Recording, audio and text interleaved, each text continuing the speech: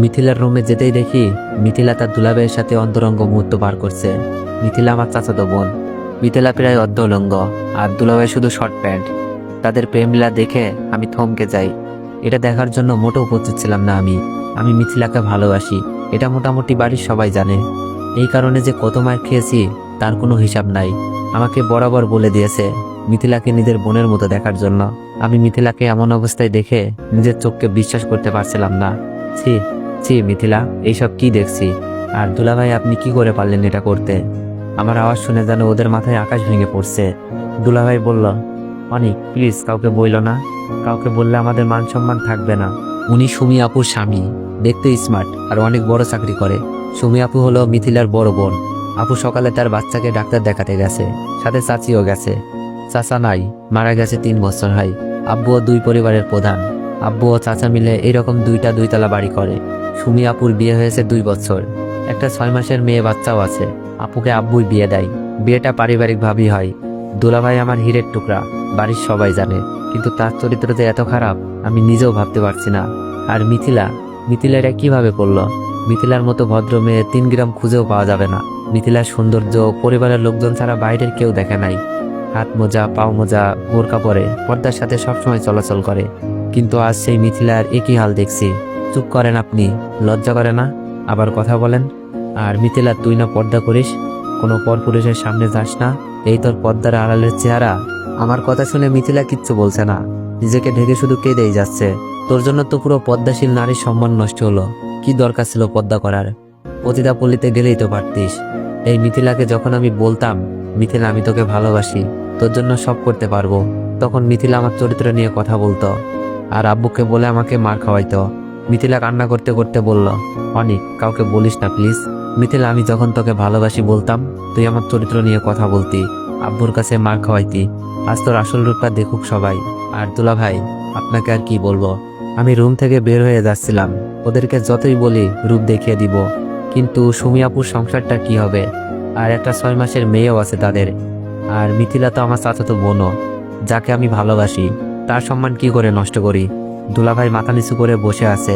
আমি বললাম, দুলাভাই আপনি এখন এখানে বসে আছেন? আমার কথা শুনে দুলাভাই রুম থেকে বেরিয়ে যায়।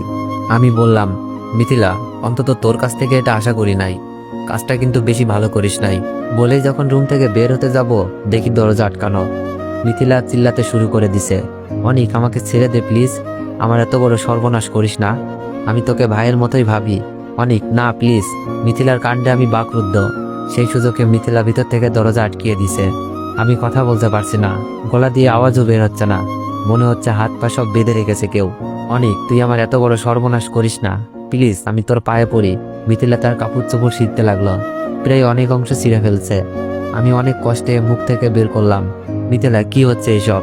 মিথিলা অনেক জোরে চিল্লাচার বলছে, কেউ বাঁচাও, অনিক প্লিজ ছেড়ে দে, আমি যেখানে ছিলাম সেখানেই দাঁড়িয়ে আছি। মিথিলার এমন কাণ্ডে শরীরের শক্তি হারিয়ে ফেলেছি। বাইর থেকে দরজা ধাক্কাতে লাগছে দুলাভাই, আর দরজা খোলার জন্য চিল্লাতে লাগলো। দুলাভাইয়ের চিল্লানি শুনে আব্বু আম্মু ভাইয়া ভাবি সবাই মনে হয় চলে এসেছে। জোরে দরজা ধাক্কাতে ধাক্কাতে দরজা ভেঙে ফেলে সবাই। দরজা খুলতেই মিথিলা আব্বুর পেছনে গিয়ে লুকাই। মিথিলার কাপড় চোপড় ছেঁড়া দেখে আন্দাজ করে ফেলে মিথিলার সাথে খারাপ কিছু হতে যাচ্ছিল। মিথিলা নাকা কান্না করছে। মিথিলাকে ভাবি আগলে নাই, আর সবাই আমার দিকে অগ্নিচক্ষু দেখাতে লাগলো। আব্বু আমার সামনে এসেই ঠাস ঠাস করে কয়েকটা চর বসিয়ে দেয়। ভাইয়া এসেও অনেকটা চর মেরেছে। আমি কিছু বলতে যাব, সেই সুযোগ নাই, সবকিছু এত দ্রুত হচ্ছিল। মিথিলা, অনেকটা তোমাকে কলেজে যাওয়ার জন্য ডাকতে এসেছিল, তোমাকে এত খারাপ অবস্থা দেখা যাচ্ছে কেন? অনেক কি তোমার সাথে কিছু করেছে? ভাবি হয়তো বিশ্বাস করতে পারছে না, আমার মতো ছেলে এমন একটা কাজ করবে। মিথিলা ভাবিকে জড়িয়ে ধরে নেকা কান্না করছে আর বলছে, ভাবি আমি শুয়েছিলাম, অনেক এসে আমাকে একা পেয়ে আগের মতো ভালোবাসার প্রস্তাব দেয়। আমি বড় আব্বুকে জানাবো বলাতেই অনেক আমাকে বলে আমি নাকি অনেক মার খাওয়াইছি, তাই আজ তোমার ইজ্জত কেড়ে নিব। তারপর অনেক আমার সর্বনাশ করতে থাকে। আপনারা না আসলে আজ অনেক আমাকে কি যে করতো। মিথিলার কথা অবিশ্বাস করার কোনো কারণই নাই, আগেই বলেছি 3 গ্রাম খুঁজেও এমন মেয়ে পাওয়া যাবে না।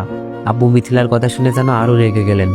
তুই আমার ছেলে ভাবতেই লজ্জা লাগছে, যে নিজের চাচাতো বোনের সাথে এমন করতে পারে, সে অন্য মেয়েদের কি না করবে। তোর এই বাড়িতে কোনো জায়গা নেই, বের হয়ে যায় বাড়ি থেকে। আব্বুর কথা শুনে চোখ বেয়ে পানি পড়ছে। মাথা নিচু করে কান্না করতে করতে বললাম, আব্বু আমি কিছু করি নাই, ওই তুই আমাকে আব্বু বলবি না, আজ থেকে আমার একটা ছেলে, তুই মরে গেছিস। আব্বুর মুখে এই কথা শোনার থেকে মরে যেতে পারলেও অনেক বেশি খুশি হতাম। আম্মুকে বললাম, আম্মু আমি কিছু করি নাই। মিথিলা কথা আটকে দিয়েই আম্মু বলল, জানি না কোন পাপে তোকে পেটে ধরেছিলাম। আম্মুর মুখে কথা শুনে মনে হচ্ছে কলেজা ছিঁড়ে যাচ্ছে। আর কাকে বলবো, যেখানে আমার গর্ভধারিণী মাই বিশ্বাস করলো না, আমাকে কিছু বলতেও দেয় নাই। আমি দুলাভাইয়ের দিকে তাকালাম, মুখে শয়তানি হাসি। আর মিথিলা এখানে নেকা কান্না করছে। সুমি আপু চলে এসেছে, যার আদরে আমার বড় হওয়া, যে আপুটা আমাকে আপন ভাইয়ের মতো ভালোবাসে, আমাকে এখনো মুখে খাবার তুলে খাওয়াই। সেই আপুটাও সবকিছু শুনে কান্নায় বুক ভাসাচ্ছে। আজ আমি আপুর চোখও খারাপ হয়ে গেলাম। মিথিলার রুম থেকে বের হয়ে আমার রুমে গিয়ে কাপড় চোপড় গোছাচ্ছি, কারণ এই বাড়িতে আমার জায়গা নেই। আর আমি কোন মুখে থাকবো এখানে, যেখানে সবাই আমাকে দর্শক বলে জানে। কাপড় গোছানো শেষ, রুম থেকে বের হব, এমন সময় ভাবি আমার রুমে আসলো। ভাবিকে দেখে আমি মাথা নিচু করে দাঁড়িয়েছিলাম, কারণ ভাবি আমার মায়ের মতো আদর করে। আমার টাকা পয়সার অভাব ভাবিই পূরণ করে। ভাবি সুমি আপুর মতোই আমার একটা বড় আপু। ভাবি বলল, এটা তুমি কি করলে অনিক? আমরা তো মিথিলার সাথে তোমার বিয়ে দিতে রাজি ছিলাম। আব্বুকে না হয় আমরা বুঝিয়ে নিতাম, তার জন্য জোর করে। আমি কান্না করতে করতে বললাম, ভাবি আমাকে মাফ করে দিও, আমি পারি নাই সবার সামনে সত্যটা বলতে। ভাবি বলল, কি সত্য বলতে পারো নাই? আমি বললাম, ভাবি কথা দেন, কথাগুলো কাউকে বলবেন না। ভাবি বলল, বলো, বলবো না কাউকে।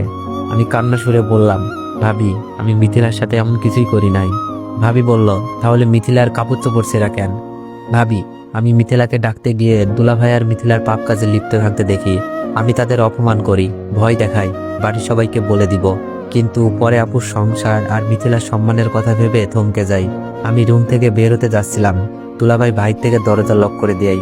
মিথিলা জোরে জোরে কাঁদতে থাকে আর কাপড়গুলো ছিঁড়তে থাকে। তারপর ভিতর থেকে লক করে দেয় মিথিলা।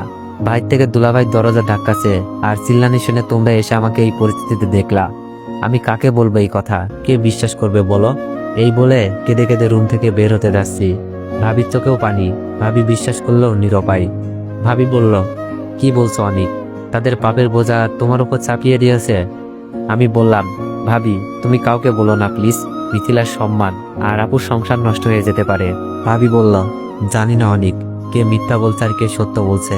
মিথিলা আর সুমিত জামাইয়ের তো এমন কোনো বাজে লক্ষণ দেখিনি। ভাবি তুমি আমাকে বিশ্বাস করছো না? তাহলে এটা দেখো, আমি সুযোগে সবকিছু ভিডিও করে রেখেছিলাম। ভেবেছিলাম কাউকে দেখাবো না, কিন্তু পরিবারের সবচেয়ে প্রিয় মানুষটার চোখে নিজেকে খারাপ বানাতে পারি নাই। ভাবি মোবাইল নিয়ে যেতে চাই। অনিক এই ভিডিও এখনই আব্বুকে দেখাবো। ভাবি প্লিজ কথা দিয়েছো কাউকে বলবা না। সবার চোখে খারাপ হলেও তোমার চোখে যেন ভালো হয়ে থাকতে পারি, তাই তোমাকে সব বললাম। কথা শেষ করতেই ভাইয়া ভাবিকে বলছে, এই ধর্ষকের সাথে কিসের এত কথা? ভাবির চোখ দিয়ে অনবরত পানি পড়ছে। ভাবি আমার হাতে অনেকগুলো টাকা দিয়ে বলে, টাকার দরকার পড়লে যেন আমাকে জানাই। ভাবির চোখ মুছে আমার রুম থেকে বের হয়, কিন্তু আমার চোখের পানি জোড়ায় না। রুমটার প্রতি মায়া লাগছিল। আব্বুর পায়ে একবার সালাম করতে মন চাচ্ছিল, কিন্তু সেই সাহস আজ আমার নেই। সবাই আমার চলে যাওয়া দেখছে। ভাবি সবার চোখের আড়ালে বারবার চোখ মুছছে। 12টার বাসে রওনা দিলাম ঢাকার উদ্দেশ্যে। সো এভরিওয়ান, তোমরা যদি গল্পটি কন্টিনিউ করাতে চাও তাহলে একটু বেশি বেশি কপি লিঙ্ক করে দিও আর একটু বেশি বেশি কমেন্ট করে দিও। ধন্যবাদ।